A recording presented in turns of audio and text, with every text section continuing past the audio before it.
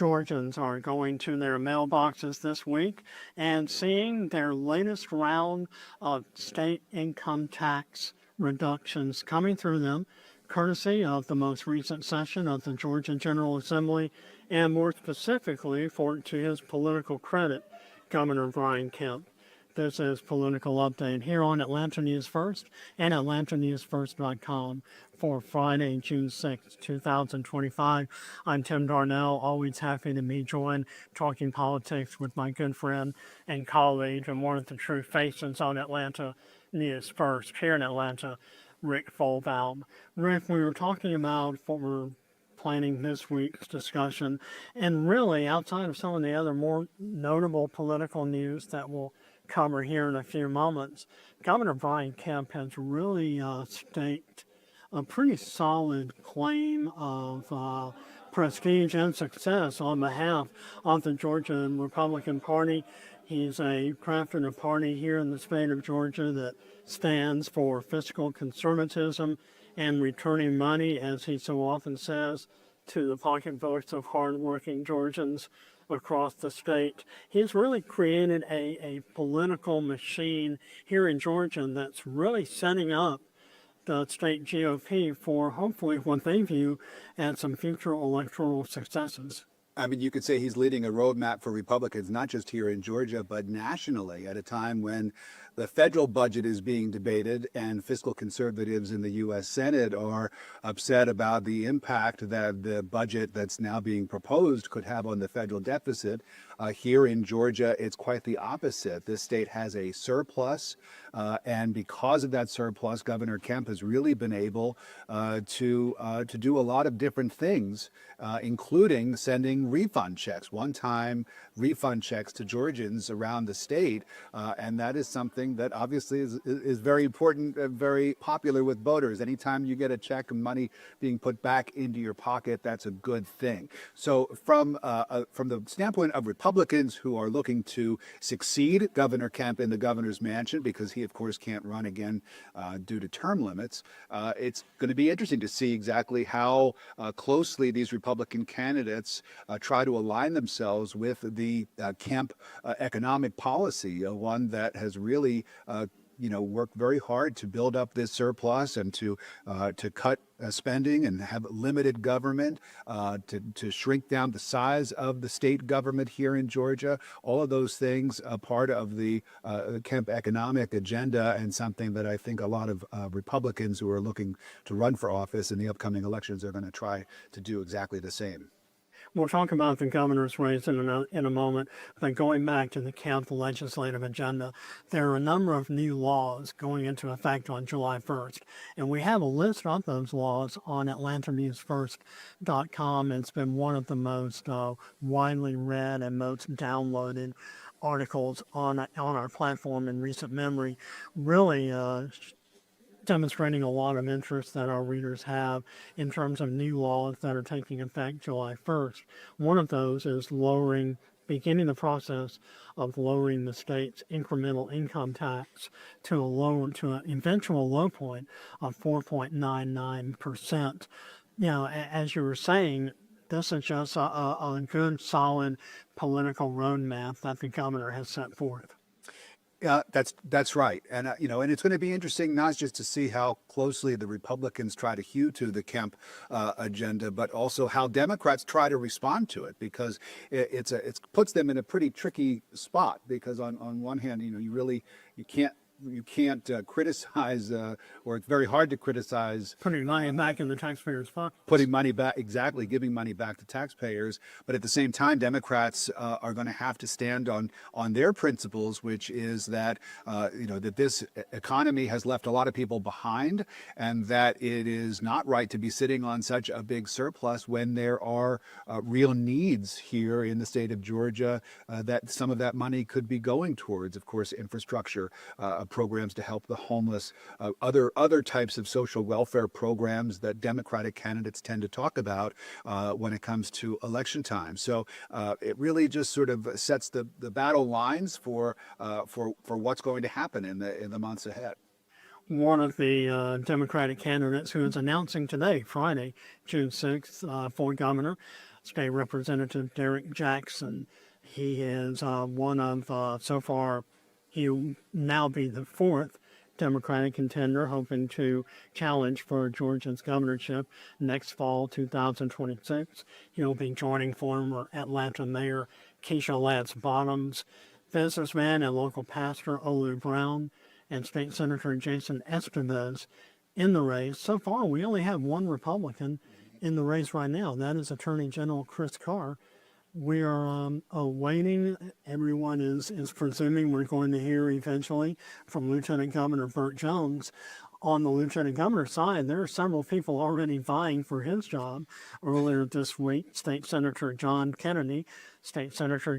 Kennedy, I should say, out of Macon, who the top-ranking Senate Republican, President Pro Tem, has joined several other candidates for a job that has not been formally vacated. Georgia's number 2 job certainly seems to be attracting a lot of attention. Yeah, I think that there is really, it's just sort of a foregone conclusion that Burt Jones is going to toss his hat into the governor's race. And so that's why, even though he hasn't officially done that yet, you do see Republicans lining up and saying that they would like to run for lieutenant governor if he, in fact, vacates that position. But you talk about some of the candidates on the Democratic side, with Derrick Jackson getting into the race. And here's somebody who brings a very interesting background to his candidacy. Of course, he serves as a Georgia State Representative. His district is in Fayette County. But listen to this. He has 22 years of military service, a decade in the private sector, 5 terms in the Georgia House of Representatives. And so this is someone who, comes in again with a very diverse and varied background that I think a lot of voters are going to be interested to learn more about him.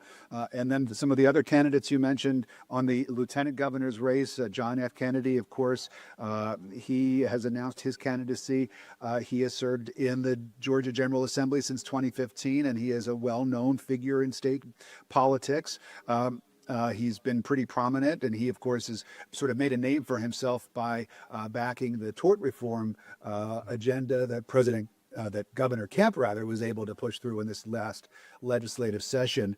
So it'll be interesting. There's Steve Gooch is also has sort of put his name in the race, and so far only Josh McLaurin, the state senator here from here in the Sandy Springs area, has announced his intention to run for lieutenant governor.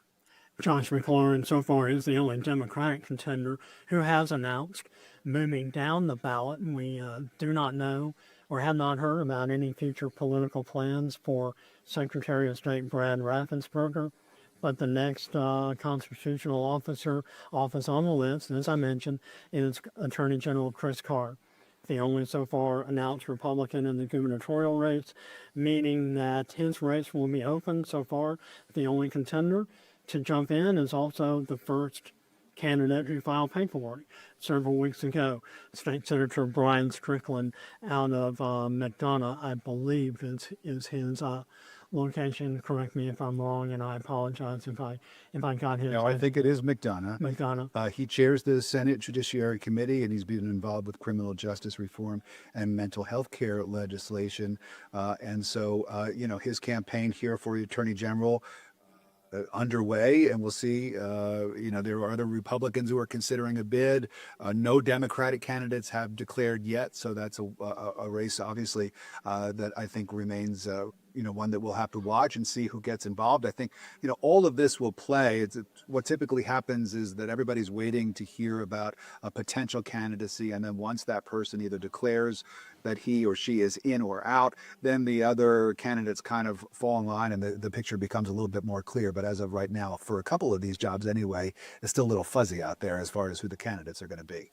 So setting up 2026, where we will have an open race for governor, definitely an open race for attorney general, more than likely an open race for lieutenant governor, and then we'll see about what future political plans Secretary of State Brad Raffensperger has. Moving on to the other major topic that is dominating national and really international political headlines, President Donald Trump is continuing efforts to pass his budget and spending bill through Congress, called most prominently in the media and on social media Trump's Big Beautiful Bill.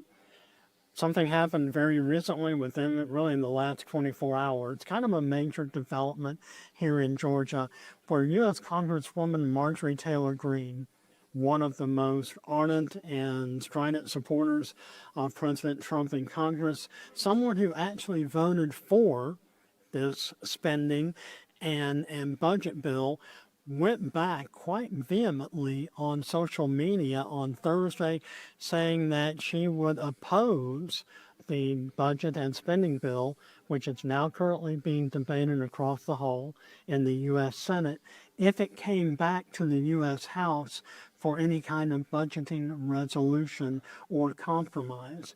She is citing her objection to a couple of pages in this 1,000 plus page piece of legislation that would remove, she says, any kind of state regulatory ability on the future use or development of AI or artificial intelligence, citing that without any kind of statewide regulatory impact on the use of AI, unemployment in her Northwest Georgia 14th Congressional District would go up and really skyrocket. My question to Rick Fulbaum is this.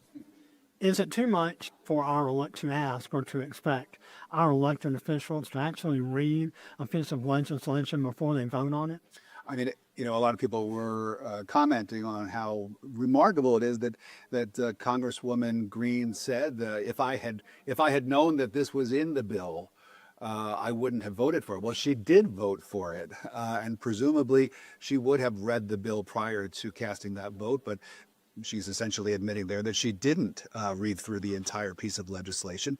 She is certainly not the first lawmaker to cast a vote on a piece of legislation that she has not read from top to bottom, but it certainly does open her up to criticism. The interesting thing here, though, is that she might have the opportunity, the rare opportunity to vote in favor of a bill and then to vote against the same bill after it goes through some changes in the U.S. Senate. But she can kind of have it both ways, depending on how all of this shakes out. Well, the public feud between President Donald Trump and Elon Musk is making international headlines around the world. Elon Musk, a very strong Trump ally, now apparently they have driven a wedge between their relationship because of comments each of them made on social media. Moving forward, what is your take on first of all, do you think this budgetary and spending plan put forth by the president, known as the big, beautiful bill, will ever make it out of the U.S. Senate? It'll be very interesting to see. I stopped making predictions a long time ago when it comes to these types of things. I do know that they've got to get something passed. Mike Johnson, the Speaker of the House, he has proved to be pretty good at getting something done at the end of the day, even if he has to break it apart and only pass a small portion of it in order to keep the government funded.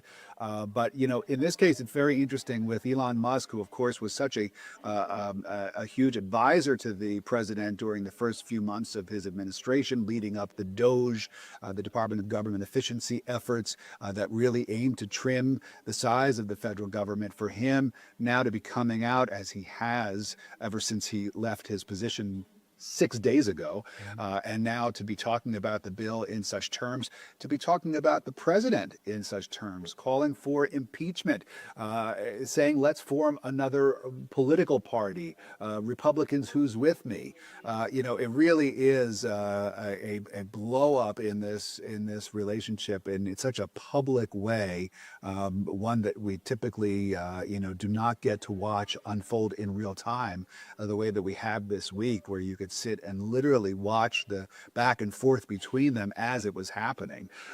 Something that I think will, be something that we'll have to watch and see exactly what happens here, because we have the world's richest man, arguably, against arguably the world's most powerful man, and who's going to win. I think that from Elon Musk's perspective, as someone who has seemingly unlimited amounts of money to spend, he might have the upper hand here in the long run.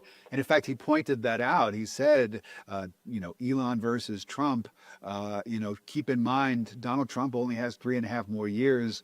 Elon Musk said, I'm going to be here for decades. And then that really is something to keep in mind. It seems like he's looking to play the long game here in his battle against the president. It is a fascinating political dynamic that we're watching unfold, as you said, in real time.